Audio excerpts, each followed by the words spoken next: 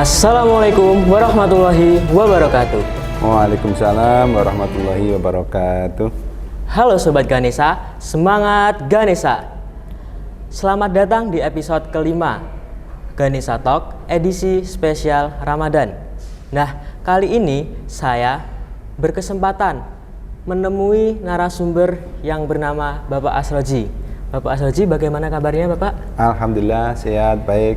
Ya, jadi terima kasih Bapak karena sudah meluangkan waktunya untuk datang bersama kami berbincang-bincang di Ganesha Talk episode kelima ini Bapak. Nah, jadi Bapak, pada kesempatan kali ini saya dan teman-teman ingin tahu apa sih itu Hari Kemenangan Umat Islam dan kenapa kita itu sering menyebutnya sebagai Hari Kemenangan. Ya, bismillahirrahmanirrahim. Assalamualaikum warahmatullahi wabarakatuh. Bahwa setelah Ramadan, biasanya orang ketika masuk Idul Fitri menyebut dengan hari kemenangan. Menang di sini bukan berarti kita habis perang, habis bertengkar atau lain-lainnya. Bahwasanya kita menang melawan hawa nafsu selama kurang lebih 1 bulan. Jadi selama 1 bulan itu kan ketika siang mestinya kita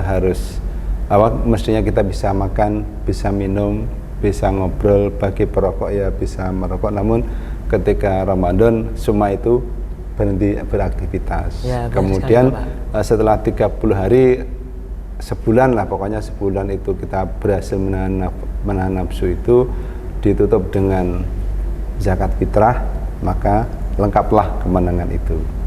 Sehingga hari Idul Fitri itu sering disebut dengan hari kemenangan. Seperti itu. Begitu ya Bapak. Kemudian hari kemenangan ini juga dapat dimaknai sebagai kita sebagai umat Islam kembali ke fitrah kita. Mungkin dapat dijelaskan supaya kita dapat lebih mengerti bagaimana sih maksudnya kok kita kembali ke fitrah kita, Bapak? Ya, betul, dari sesuai hadis Nabi Muhammad SAW bahwa kalau kita sudah melaksanakan puasa Ramadan sebulan penuh diakhiri dengan zakat fitrah, menyerahkan zakat fitrah, maka jiwa kita ini seperti bayi yang baru lahir. Maka sebutannya adalah Idul Fitri. Id itu artinya kembali, fitri itu suci, kembali kepada kesucian. Sehingga tanggal 1 Syawal pagi hari itu setelah kita melaksanakan zakat fitrah, maka kita ini suci, kembali kepada kesucian. Pokoknya puasanya penuh, ya toh. Kemudian amalannya banyak, kemudian ditutup dengan berzakat fitrah, maka jiwa kita kembali kepada kesucian. Maka orang sering menyebut kosong-kosong ya, apalagi dilanjutkan dengan silaturahmi seperti itu, sehingga dosa kita seakan-akan nol gitu. Itu namanya fitri. Fitri itu artinya bersih, suci. Baik Bapak, untuk hari kemenangan ini juga biasa terdapat kebiasaan umat Islam, yaitu seperti yang Bapak sampaikan tadi, seperti kayak kosong-kosong, kayak kita silaturahmi ke rumah tetangga atau sanak saudara kita. Nah, apakah terdapat sejarah Bapak dari kebiasaan silaturahmi dari umat Islam di Indonesia ini? Ya, jadi khusus Indonesia itu kalau setelah Idul Fitri, setelah salat Id, kemudian bersalam-salaman. Dimulai dari bersalam-salaman di masjid atau di lapangan ya. Kalau yang di lapangan biasanya habis sholat di lapangan bersalaman. Kalau yang di masjid juga sebelum pulang mereka bersalam-salaman. Dilanjutkan dengan bersalaman saling silaturahmi antar keluarga, antar tetangga. Dan itu hanya di Indonesia. Jadi di Arab Saudi itu kalau habis sholat Id ya sudah selesai ke pekerjaan sehari-hari. Jadi tidak seperti Indonesia. Lah, di Indonesia karena ada budaya silaturahmi itu, muncullah kemudian dampak ikutannya ada mudik, sehingga itu berpengaruh kepada bukan budaya Islamnya saja, budaya yang lain termasuk budaya ekonomi juga berubah. Nah, seperti itu Pak. Berdampak luar biasa kalau Idul Fitri di Indonesia. Kalau di Arab Saudi Idul Fitri itu biasa. Kalau di sana yang ramai kan berdampak pada ekonomi itu pada Idul Adhanya. Sementara kalau di Indonesia Idul Fitrinya seperti itu. Oke, jadi seperti itu perbedaan antara tradisi di Indonesia dengan Arab Saudi ya teman-teman. Nah, selain silaturahmi di hari kemenangan ini dapat ditandai dengan hal baik atau hal positif lainnya seperti apa ya Bapak? Kemudian karena ada silaturahmi, otomatis orang yang didatangi muncullah kemudian menyiapkan menu-menu tertentu ya, dan itu masing-masing daerah berbeda-beda. Kalau kita di Ponorogo paling ya jajan-jajanan, kemudian ada bakso, ada buah, ada makanan khas, misalnya di daerah tertentu ada yang soto, ada yang rawon, ada yang pecel sesuai dengan kemampuan masing-masing. Nah, untuk daerah tertentu, kalau Anda nanti pernah keluar Jawa, itu menunya istimewa, Mas. Jadi Lebaran saat itu nyembelih sapi. Jadi mereka sebelum Lebaran, kalau kita di Jawa sebutnya megengan, itu mereka menyembelih sapi. Bagi yang kaya satu keluarga satu sapi.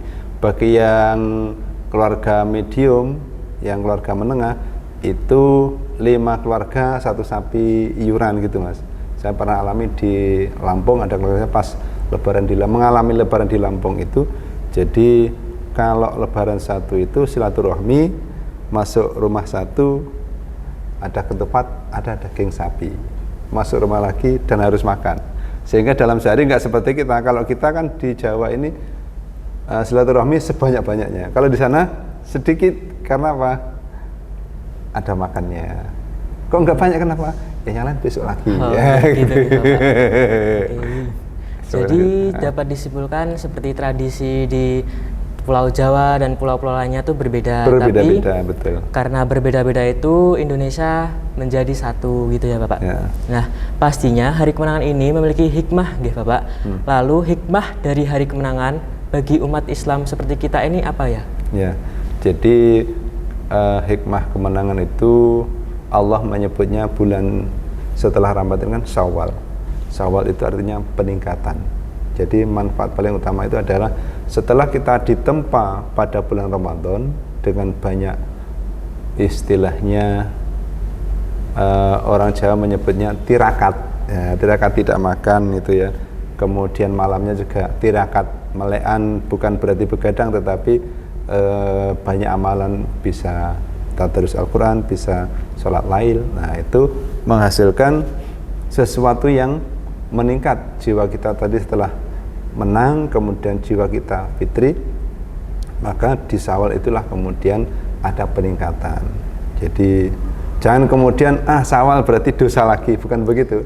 Mestinya ada perubahan pola setelah Ramadan itu semuanya menjadi lebih baik. Yang biasanya makan berlebih menjadi standar, yang biasanya tidurnya molor menjadi sholat subuh rutin, itu menjadi ada peningkatan.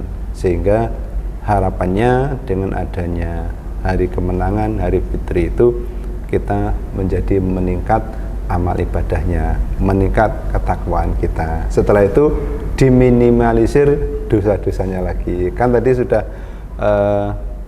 dosa kepada Allah fitri, tinggal dosa kepada manusia dijalani dengan silaturahmi. Maka ketika silaturahmi itu kan kalau kita bertemu orang sepuh-sepuh, mereka bilang saling memaafkan, maafkan dosa-dosa saya gitu ya.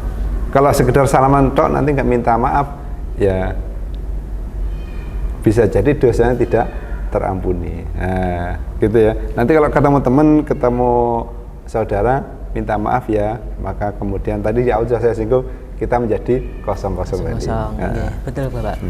Mungkin sebelum saya akhiri, adakah pesan dan nasihat untuk para sobat Ganesha yang menonton Ganesha Talk nih Bapak?